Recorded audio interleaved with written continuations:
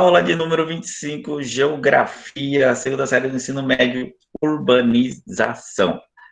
Para essa primeira imagem aqui na capa do slide, você já vê do que nós estamos falando. Nós estamos falando de cidade, nós estamos falando de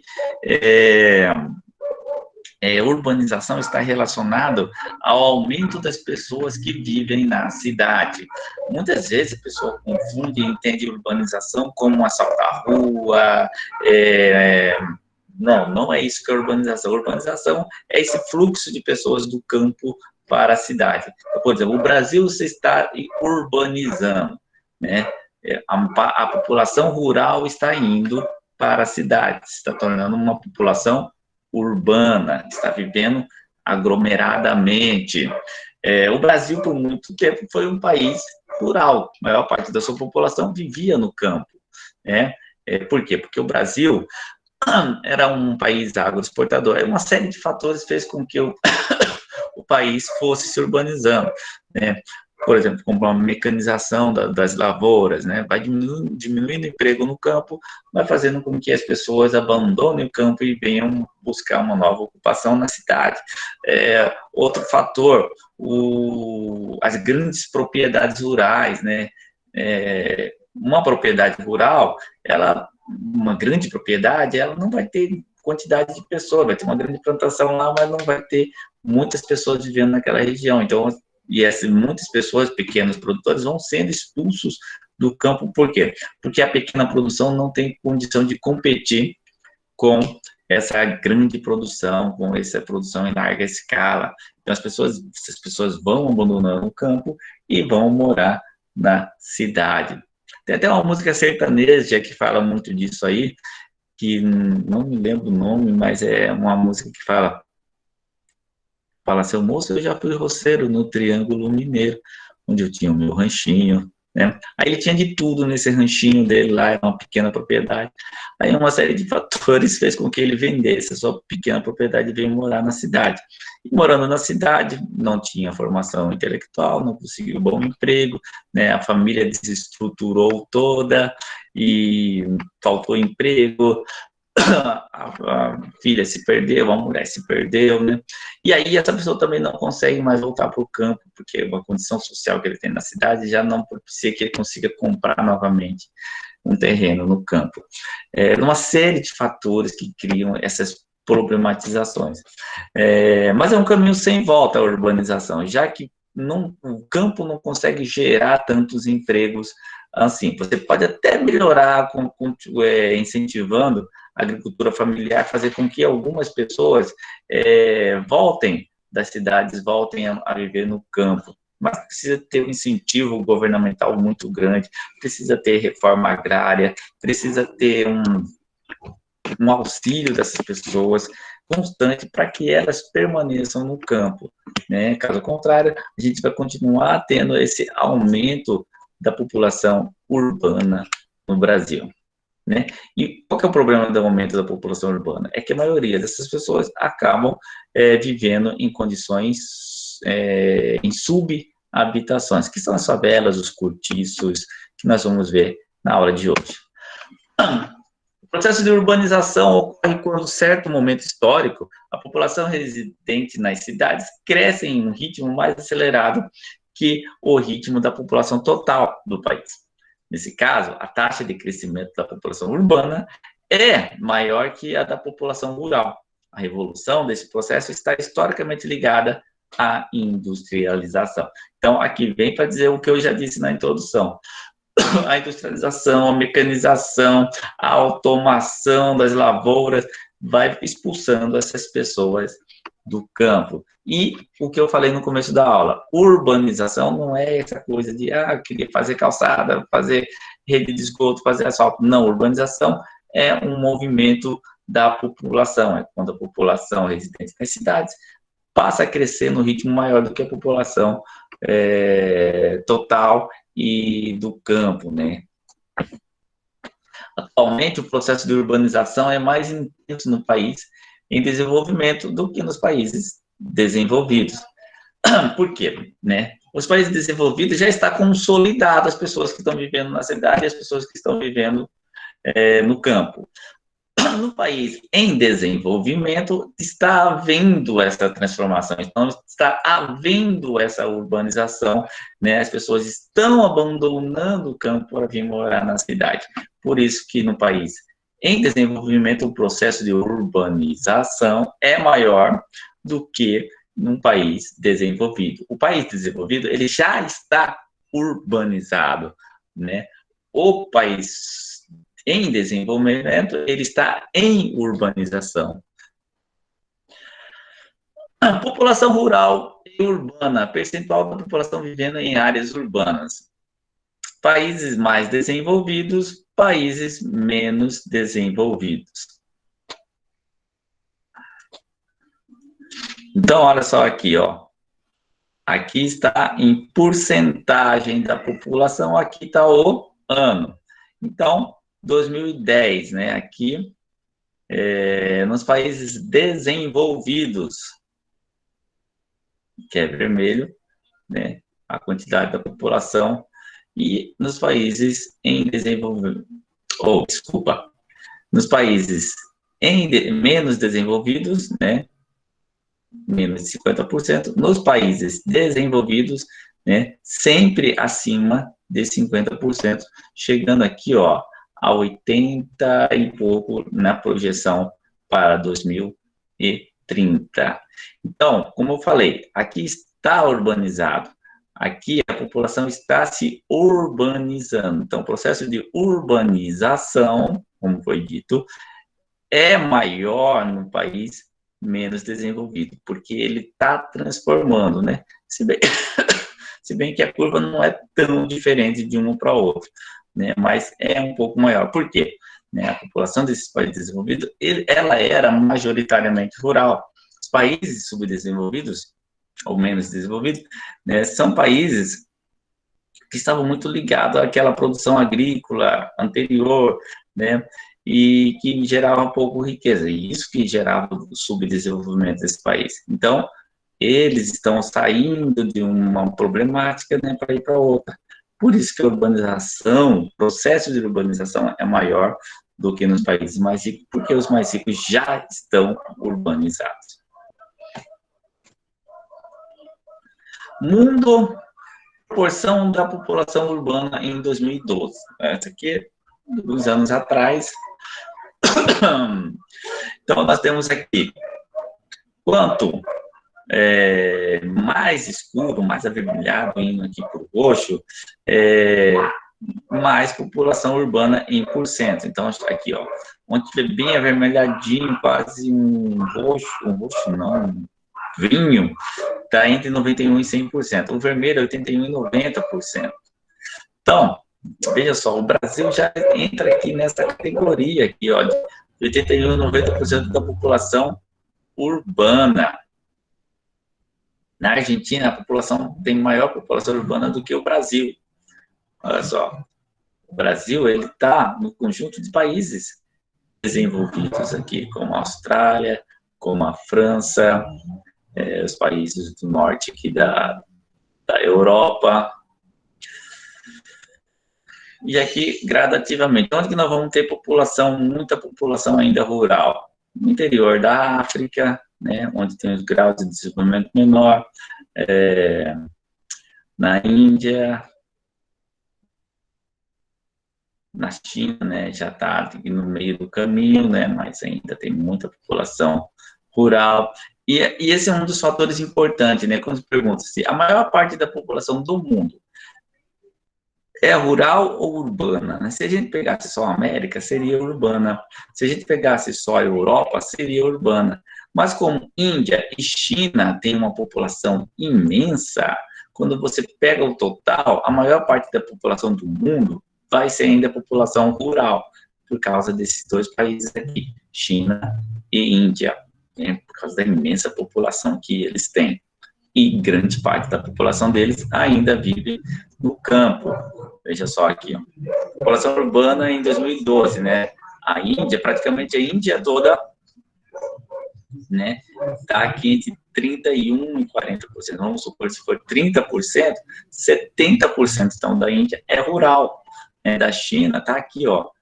51% ou 50% é rural.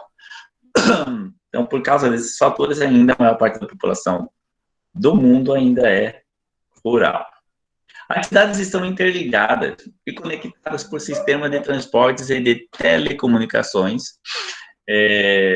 Logo, estão em maior ou menor escala integradas a uma rede urbana.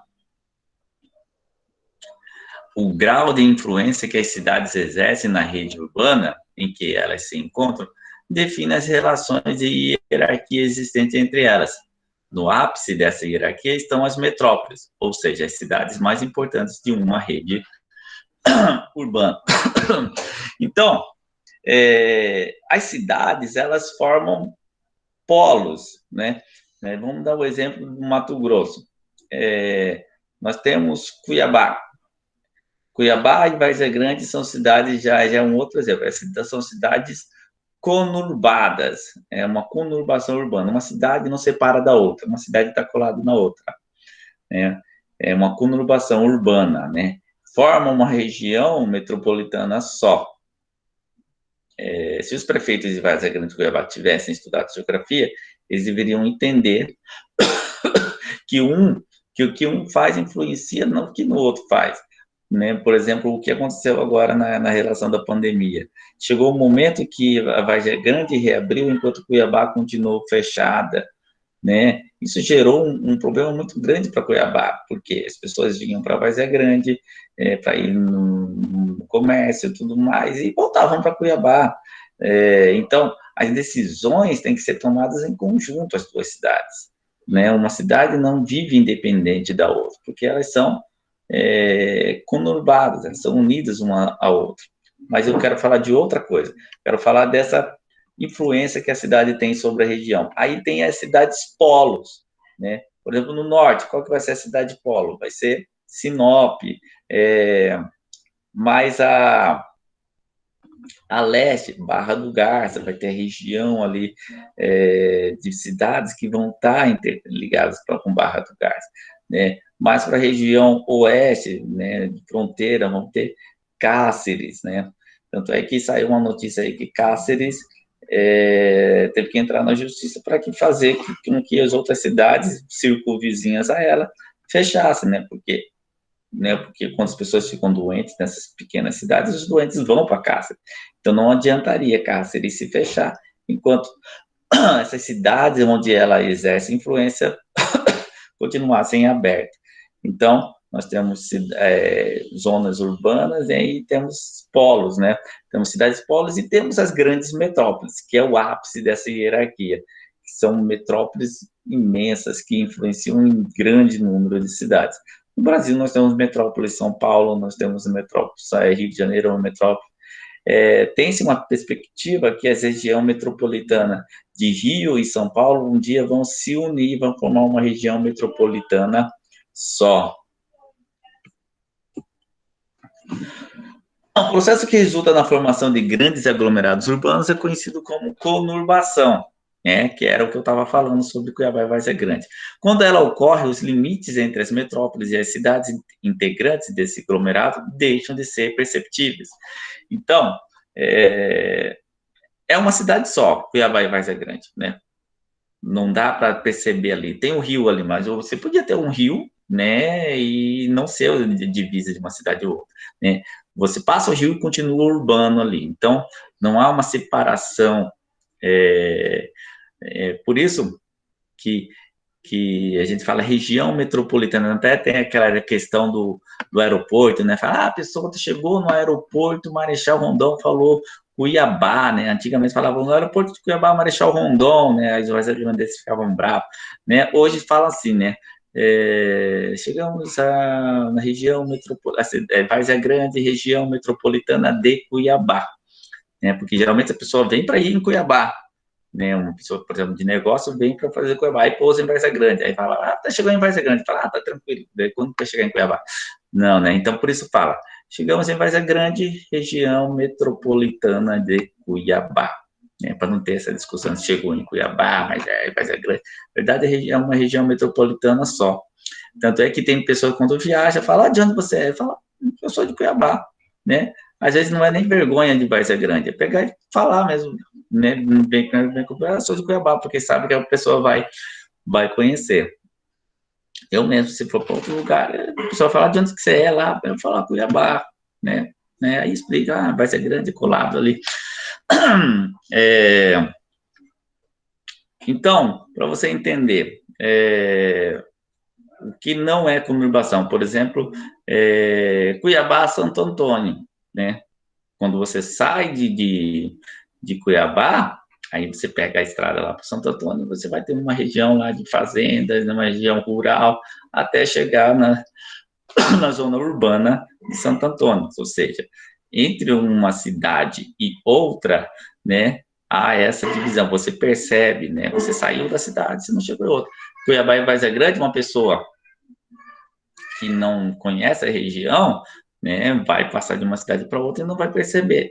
Não, e isso em São Paulo, Rio de Janeiro, imenso, né? Você é capaz de você passar umas 3 cidades e não perceber que saiu da primeira cidade, né? De tantas cidades conurbadas que tem, essas metrópoles.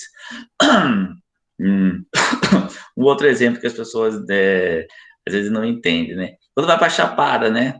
A maioria dos rios ali que estão na estrada para Chapada ali não estão em Chapada, né? Estão em Cuiabá ainda, no município de Cuiabá, né? A pessoa até fala, fui na Chapada, fui Chapada nada. Fui ali no Rio Paciência, fui em Chapada, não foi Chapada não. Fui no Rio dos Pedros, foi Chapada, não foi Chapada não. Está em Cuiabá ainda, né? Porque ali ainda é município de Cuiabá. Né? A divisa vai ser depois da Salgadeira, depois que subir a serra. Aí sim vai passar de Cuiabá para Chapada dos Guimarães. Se lá véu de noiva já vai ser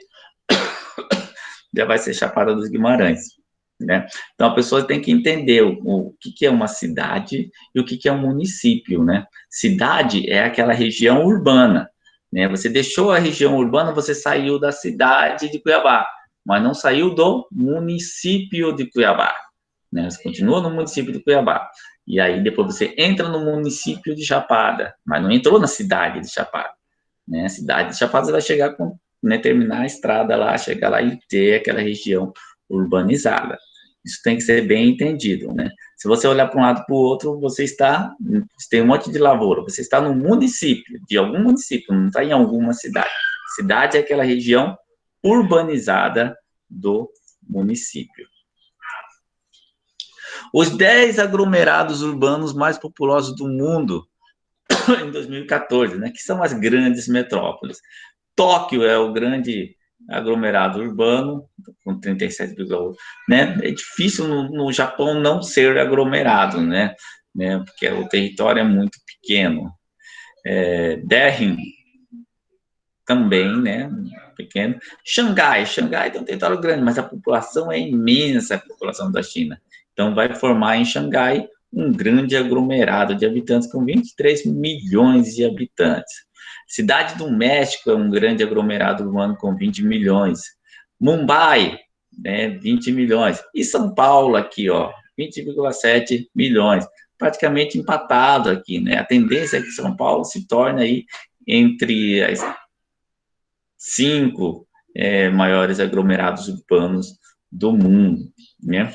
E se juntar a metrópole de São Paulo com a metrópole do Rio de Janeiro e somar como uma metrópole só, aí nós vamos lá para frente. Nova York, né? Todo mundo acha que é o grande aglomerado, não está entre os primeiros lá.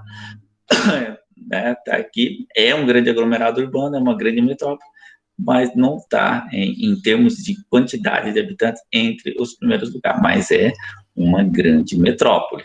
Pequim, né? Então, nós temos aqui da China 2 grandes regiões metropolitanas, né? Xangai e Pequim. O Cairo, né? E coisa importante dessa relação aqui, quando a gente está falando, né, de pandemia, quando a pandemia chega nesses lugares aqui, a região de propagação muito grande. Por exemplo, a cidade de Nova York, ela teve números de países inteiros.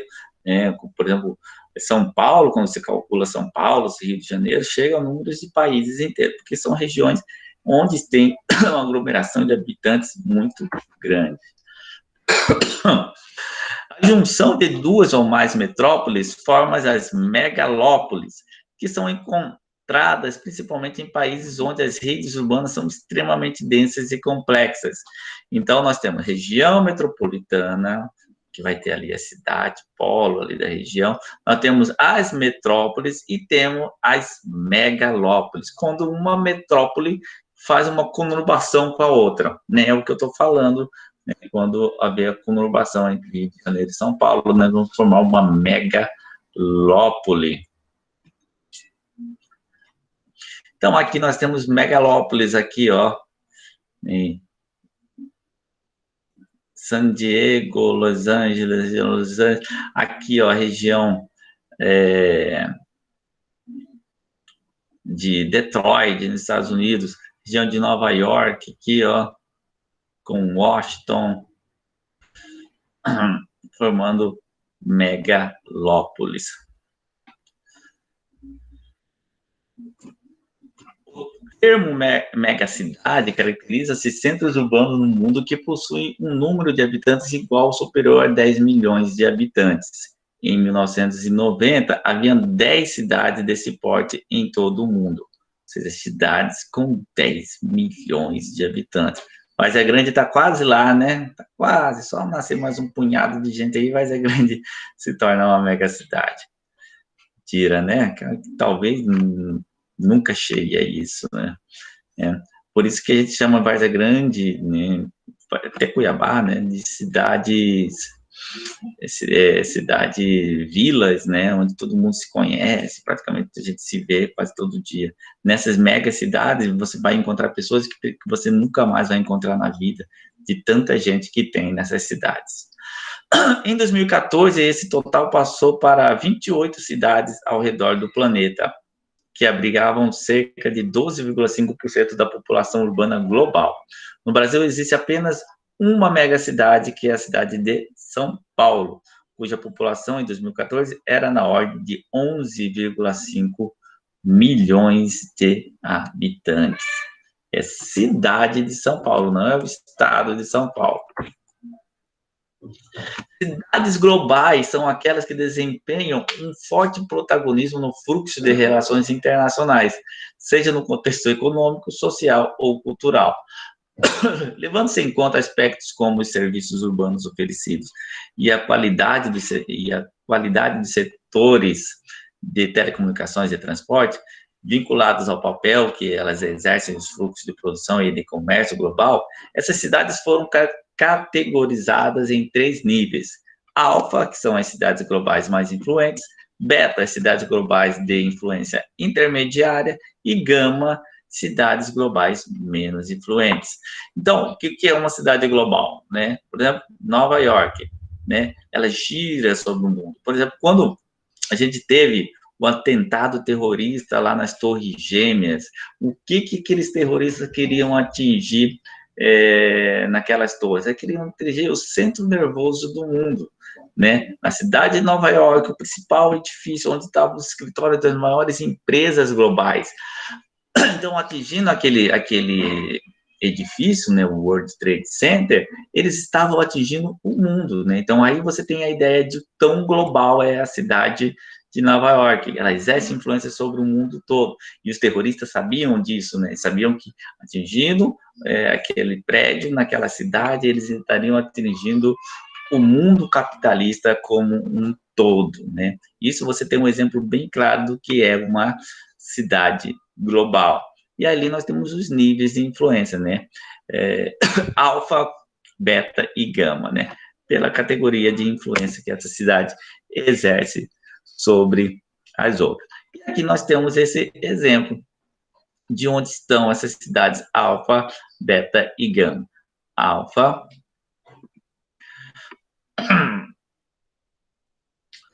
as cidades mais influentes, betas médias e gama as menos influentes, né, nesse sentido de cidade global, né. Então, aqui, alfa, né, as mais influentes vão ter Nova York, Chicago, Los Angeles, nos Estados Unidos. Vamos ter aqui no Brasil? Não vamos ter no Brasil no alfa. Vamos ter beta, né? Médio, né? Vamos ter a cidade de São Paulo, né? Vamos ter lá no México, cidade do México, né? Mas vamos continuar aqui nas influentes globais. Vamos ter a cidade de Paris, Londres, Frankfurt, Milão, cidade de Singapura e Tóquio. Beta, como falei, São Paulo, Sydney na Austrália, Zurique na Alemanha, Madrid na Espanha e cidade, né, global, mas não tão influente assim. Olha só, Roma, né, que foi o centro do mundo, mas não é tão mais influente assim. Né? Temos Istambul, que é uma cidade importante na história também. E assim, sucessivamente. Então, ficamos por aqui.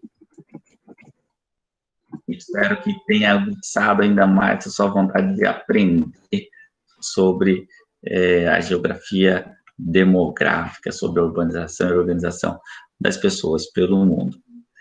É isso aí. Até a nossa próxima aula. Fique com Deus e cuide-se bem.